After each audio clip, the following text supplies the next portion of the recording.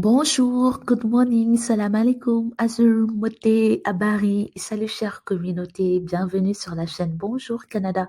J'espère que vous avez passé une excellente semaine et que vous avancez dans vos procédures d'immigration pour le Canada.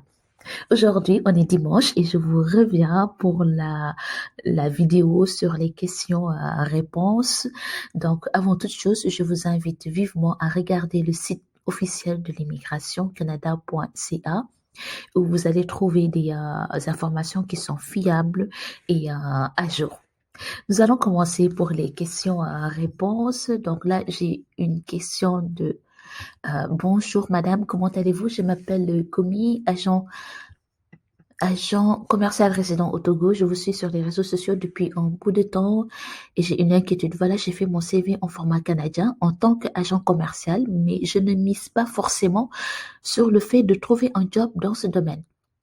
Un ouvrier, un job d'usine pourrait le faire, mais je ne sais pas comment adapter mon CV face aux offres d'emploi que je trouve. Je sais que je ne suis pas le seul dans cette situation et j'aimerais avoir un peu plus d'éclaircissement là-dessus en espérant une suite favorable de votre part. Je vous prie d'agréer, madame, l'expression de ma haute considération. Bonjour, commis, je vais bien, merci, et j'espère que vous aussi.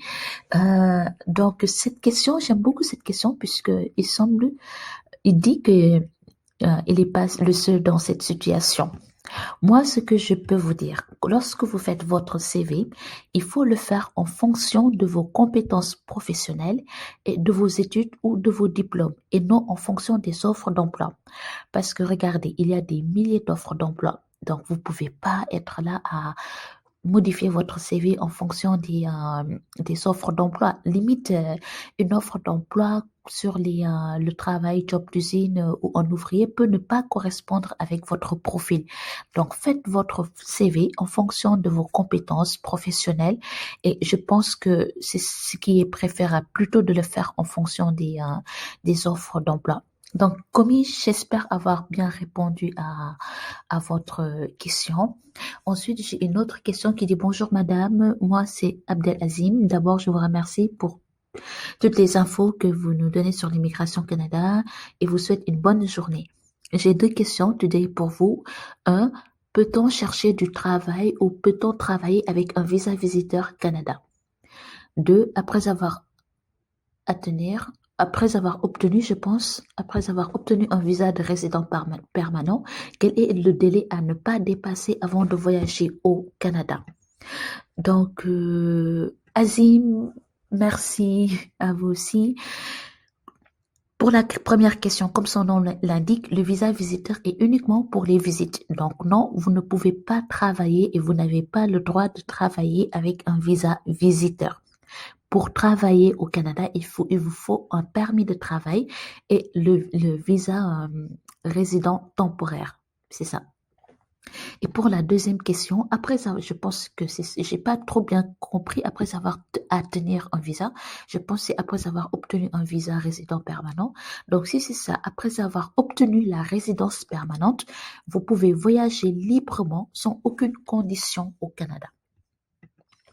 Nous allons passer à la troisième question qui dit bonjour madame, merci pour ce que vous faites. En gros, je vais faire un résumé. C'est un monsieur qui habite en Égypte. Il a 3 enfants et il avait fait une demande de résidence temporaire, visiteur, il y a cela 2 ans. Par contre, ça a été refusé. Il a signalé qu'il avait 3 enfants ainsi que sa femme, puisque c'est la réalité, et il a même fait ses données biométriques. Maintenant, ces questions, c'est est-ce que je peux faire une nouvelle demande d'entrée express sans signaler les enfants? Je vais immigrer avec ma femme, est-ce que ça pourra me créer des ennuis ou un refus parce que les enfants n'ont pas été signalés vu que j'ai fait une demande de résidence temporaire visiteur et que j'avais signalé les enfants? Deuxième question, quand on reçoit une invitation et qu'il y a un refus de visa pour les raisons de preuve de fonds insuffisants ou bien pour information incorrecte, est-ce qu'on est remis dans le bassin? Donc, merci beaucoup pour votre question. Première question, il faut signaler les enfants, sinon ils vont trouver cela pas intègre et peuvent vous refuser le visa.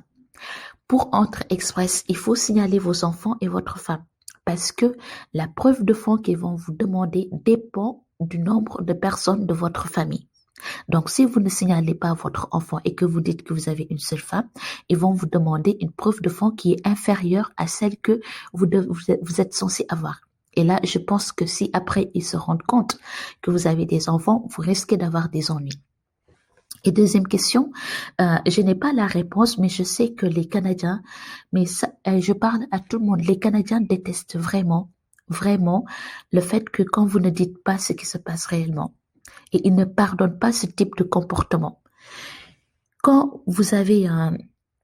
Il faut être très véridique avec les Canadiens, ça peut vous porter préjudice vraiment. Moi, j'ai été dans d'autres pays. J'ai observé leur comportement par rapport à comment, quand quelqu'un ne dit pas la vérité, comment eux, ils se comportent.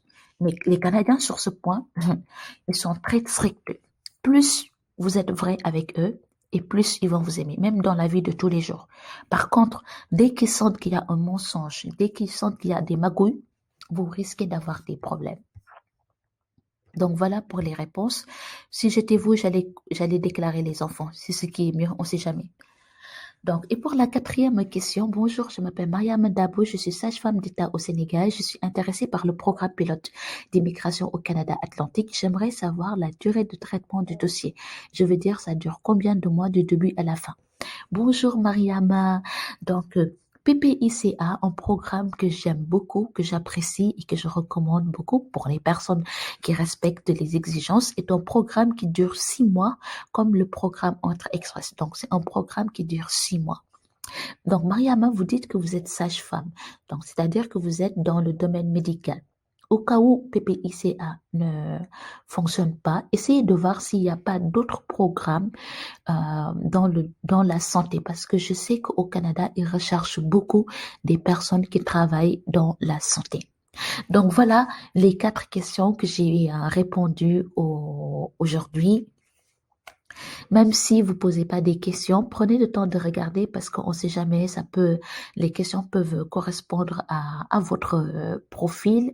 Donc, vous pouvez m'envoyer vos questions sur bonjourcanada7@gmail.com. J'espère que vous avancez bien dans vos procédures d'immigration. Je vous souhaite une excellente semaine, un bon week-end, une excellente semaine. Allez-y à fond, surtout les personnes qui sont en train de faire le challenge. Contactez les recruteurs, contactez les entreprises, participez à des campagnes de recrutement, que ce soit Journée Québec ou autre. On ne sait jamais, une porte peut s'ouvrir. Ne baissez surtout pas les bras parce que je sais que pour les 3 années à venir, le Canada veut vraiment ouvrir ses portes. Donc, je vous souhaite beaucoup de courage et plein de succès et je vous dis à demain. Bye.